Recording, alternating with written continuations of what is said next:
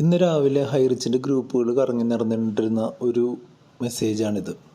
അതായത് 2:30 അക്കൗണ്ട് ഫ്രീസായത് മാറ്റുന്നതിനുള്ള കേസ് ഹൈക്കോടതിയിൽ വാദം കേൾക്കാൻ പോവുകയാണ് എന്ന് ശ്രീന മാഡം പറഞ്ഞിട്ടുള്ളൊരു മെസ്സേജ്.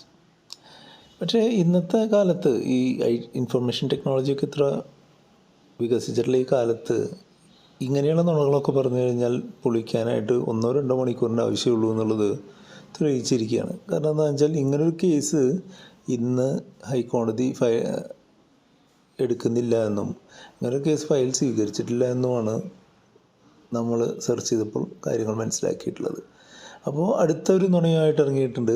2023 ഡിസംബർ 29 കമ്പനി വീണ്ടും ആരംഭിക്കുന്നു. കമ്പനി ആരംഭിക്കണമെങ്കിൽ ആദ്യം തന്നെ എന്ത് വേണം, ഈ ഫ്രീസൊക്കെ ഒന്ന് ഒഴിവാക്കി സെറ്റപ്പ് ആവണം.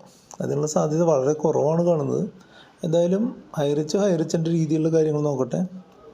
ബാക്കിയുള്ള തെറ്റായിട്ടുള്ള രീതിയിൽ പോകുന്ന ഒരു സംവിധാനത്തെ ഒന്നുകിൽ അവർ നേരെയാക്കാനോ അല്ലെങ്കിൽ അത് പൂട്ടിക്കെട്ടിക്കാനോ ഉള്ള കാര്യങ്ങൾ ബാക്കിയുള്ള ആളുകളും നോക്കിക്കൊണ്ടിരിക്കും.